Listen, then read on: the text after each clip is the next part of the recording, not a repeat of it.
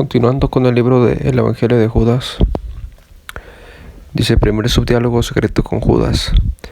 Por lo tanto, los puedes alcanzar, pero penarás mucho. Le dijo Jesús a Judas. Dice: porque algún otro llegará a ocupar tu lugar, para que estén los 12 nuevamente estén completos con su Dios. Y Judas le dijo: ¿cuándo me dirás estas cosas? ¿Y cuándo amanecerá el gran día de luz para la generación? Y 3 puntos suspensivos. ¿A qué se refiere esto de día de luz de la generación? Dice Francisco García Bazán. El Evangelio de la Verdad, que es un evangelio que viene en la biblioteca de Nag Hammadi, dice: sostiene el Evangelio de la Verdad del día de lo alto que carece de noche y de la luz que no se oculta porque es perfecta. Decid pues desde el corazón que sois el día perfecto y que en vosotros mora la luz que no desfallece. Ok, entonces sigo con el Evangelio. Dice: pero cuando dijo esto, Jesús lo abandonó. Segundo diálogo con los discípulos. A la siguiente mañana, no obstante, después que sucedió esto, se manifestó de nuevo a sus discípulos y le dijeron: Maestro, ¿a dónde vas y qué haces cuando nos dejas? Jesús les dijo: voy a otra gran generación. ¿Qué quiere decir esta generación? Dice Francisco García Bazán: se alude a la raza de los perfectos o espirituales, la que espera su reintegración.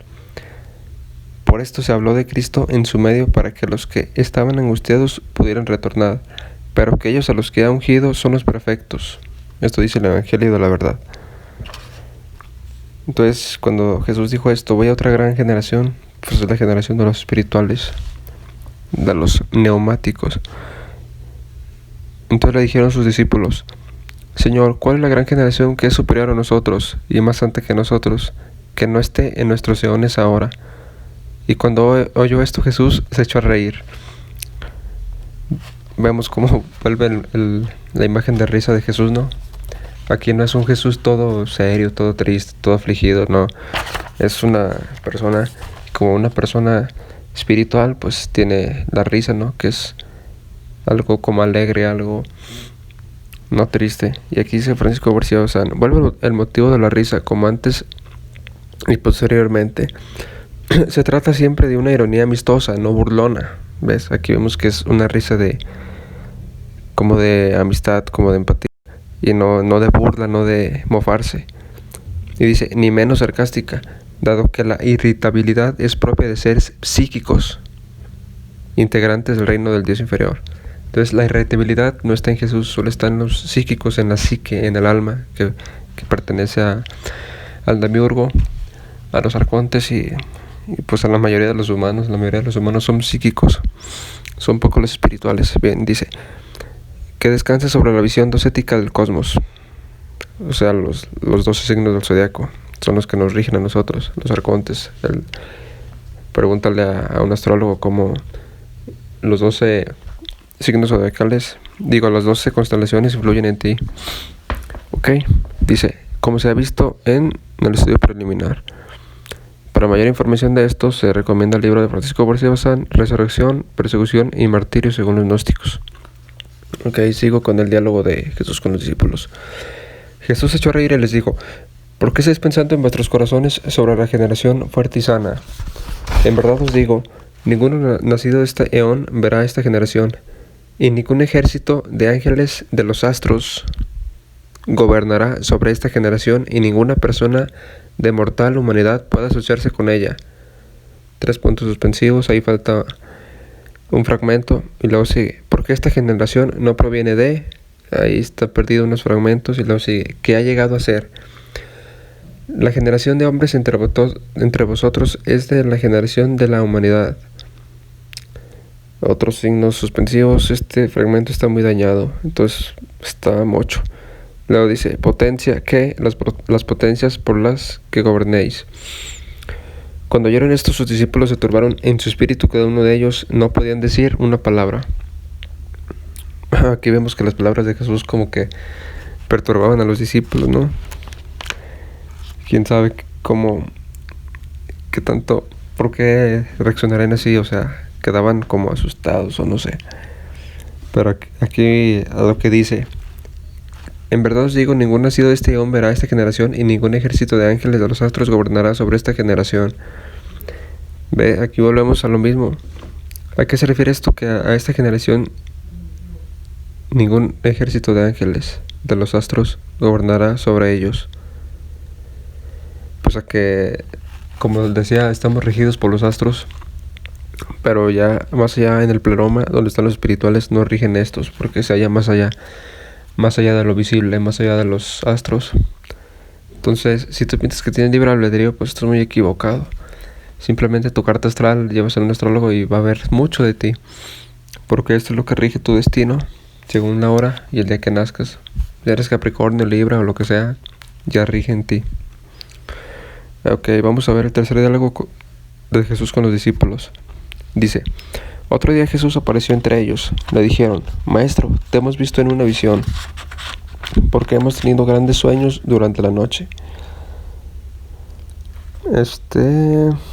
¿Qué quiere decir esto? Pues que tenían visiones o tenían viajes astrales quizás durante la noche. Dice que tuvieron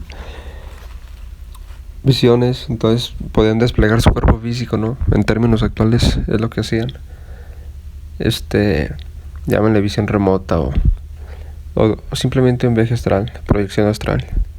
Es lo que yo creo que hacían, podían ver lo que iba a pasar. Por eso también lo del apocalipsis. Ok, luego dice: le dijeron: hemos visto una gran casa con un gran altar en ella y 12 hombres, son los sacerdotes, diríamos, y un hombre, pero una muchedumbre espera, hasta los sacerdotes, ante aquel altar que reciben las ofrendas. Nosotros, empero, seguimos esperando. Jesús dijo: sin embargo, los sacerdotes, ¿cómo son? Y ellos dijeron: algunos 2 puntos suspensivos, semanas, pero algunos sacrifican a sus propios hijos, otros a sus esposas en oración y humildad con los demás. Algunos duermen con varones, algunos están comprometidos en asesinatos, algunos cometen muchos pecados e injusticias, y los hombres que están ante el altar invocan tu nombre.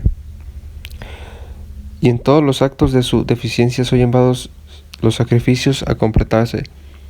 Y después que dijeron esto, permanecieron quietos, porque estaban turbados. Les dijo Jesús: ¿por qué estáis turbados? Y luego ya, Jesús hace su interpretación del sueño del templo. Dice: en verdad os digo que todos los sacerdotes que están de pie ante el altar invocan mi nombre. Dice Francisco García Bazán: el maestro recrimina a quienes sin corresponderle invocan indebidamente su nombre, incluso lo utilizan mediante la denominación cristianos, lo que se prosigue advirtiendo. Y luego sigue la interpretación del diálogo. Y de nuevo os digo que ha sido escrito mi nombre sobre esta, 3 puntos suspensivos, de la generación de los astros a través de las generaciones humanas. Y han plantado en mi nombre árboles sin fruto, y de manera desvergonzada. ¿Qué dice Francisco? Efectivamente se trata de atraer a vástagos que no podrán fructificar neumáticamente. Y lo sigue.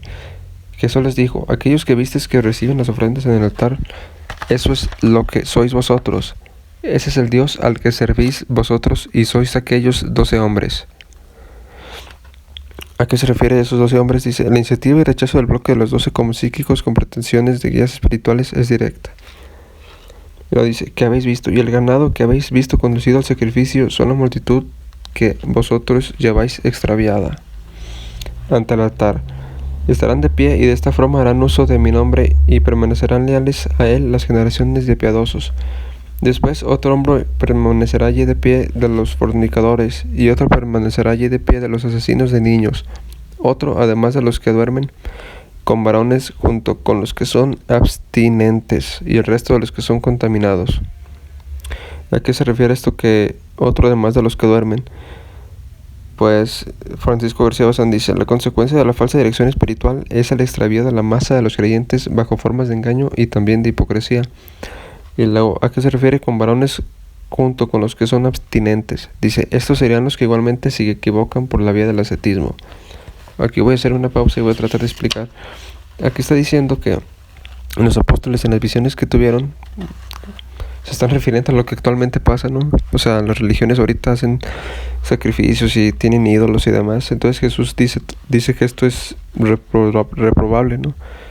O sea, y aquí ya nos está diciendo cómo hacen sacrificios en nombre de Jesús, asesinatos y muchas otras porquerías.